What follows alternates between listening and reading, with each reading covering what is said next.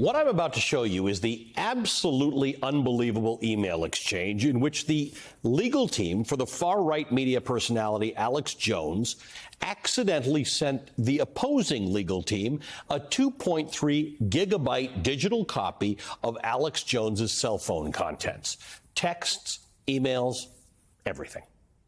This is the opposing legal team's lawyer via email to Alex Jones's lawyer. Quote, I forwarded this email to my paralegal to download this production. He asked me to take a look because it was a huge amount of material he was downloading, and he wanted me to verify that he needed to download all of it. I looked through the directories, and they seem to contain a lot of confidential information.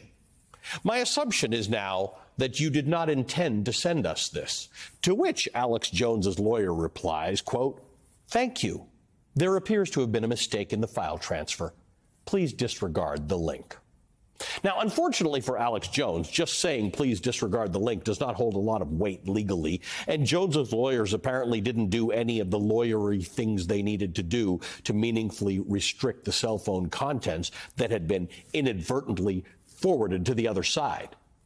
And now, not only does the opposing legal team in this case have the contents of Jones' cell phone, but the January 6th investigation has now requested the contents from them as well. And it looks like Jones's opposition's lawyers will be complying with that request.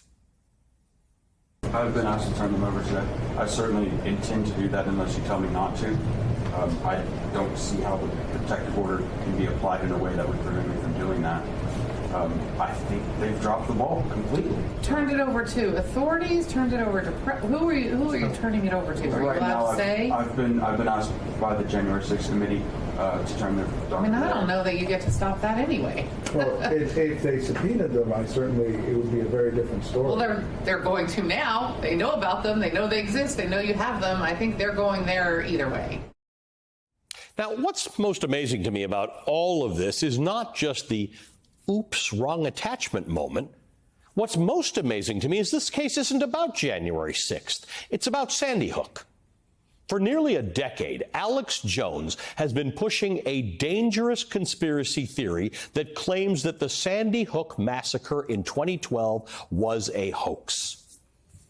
I was on the scene hours after it happened in Newtown, Connecticut on December 14th, 2012. Within hours of the massacre, long before many parents knew they had lost their kids, 26 people died.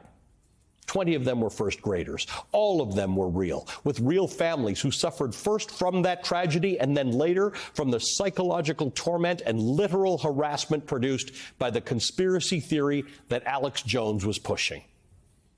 Today, the jury in this case decided that Jones owes two of those Sandy Hook parents $4.1 million in damages for his actions. And that is all just from one trial for two parents. Jones has multiple more damages trials ahead of him for his role in pushing this Sandy Hook conspiracy theory, which should ultimately cost him a ton of money. But it's like a cosmic justice bonus that because of Jones's lawyer's mistake, this case could also be handling January 6th investigators evidence that could be used in that investigation. It's important to remember that the January 6th committee tried to speak with Mr. Jones back in January. He claims to have pleaded the Fifth Amendment nearly 100 times. And there's a lot Alex Jones could have said in that interview that maybe his texts can now say for him.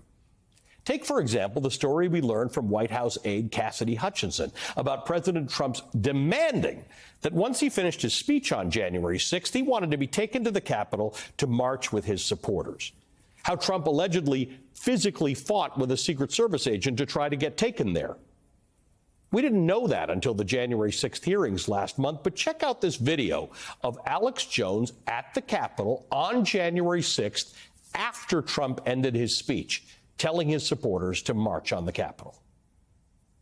Oh, Alex Jones! History is happening! I salute you! Tell everyone you know, go to the other side of the Capitol! That's where Trump's gonna be! Now here's Jones the day after the riot on January 7th on his show explaining how it is that he came to know where Trump was supposedly going to be. The White House told me 3 days before, we're going to have you lead the march. The Secret Service before Trump finishes, 30 minutes before or so, will lead you to a point, take you out of the front row, and lead you to the place where they want you to start the march, and Trump will tell people, go and I'm going to meet you at the Capitol.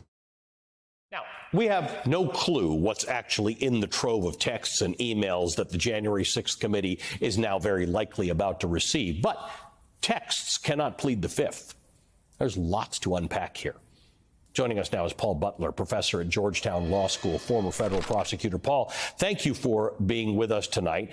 I want to start with a very basic legal question about the damages case against Alex Jones. Let's go back to the Sandy Hook story here. The first phase wrapped up today with this $4.1 million judgment against Jones for the Sandy Hook victims' parents. What happens next? There's a punitive stage to that. Is that a different trial, or is that just a different decision by the jury? So, Ali, the first phase of the trial was about compensatory damages or actual damages, how much money Jones has to pay back the families for the extreme harm he caused. Think of things like medical bills, moving expenses, security costs. This next phase is about punitive damages.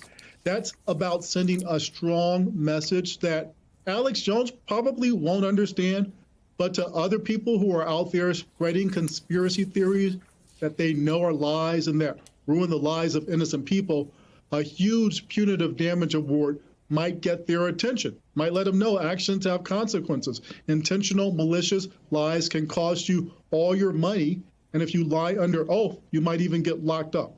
What's the line here? Because Alex Jones, for a very long time, said he was protected by the First Amendment in saying what he said. Lying's not against the law. What's the part that holds him responsible for this? And if he had bothered to comply with the 4 other court proceedings and turn over documents, he might have had a chance to have his First Amendment claims litigated. But he didn't turn over documents. And now the Sandy Hook families have exposed Jones as a serial liar. As you mentioned, the defense attorney had the receipts to prove it in terms of all of those text messages.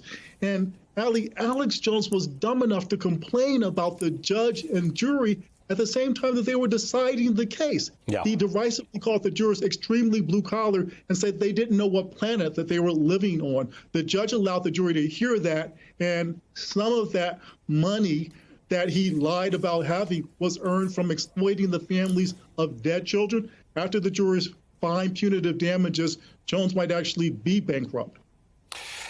What a story. Paul, thank you. As always, good to see you. Thank you for joining us. Paul Butler is a professor at Georgetown Law School and former federal prosecutor.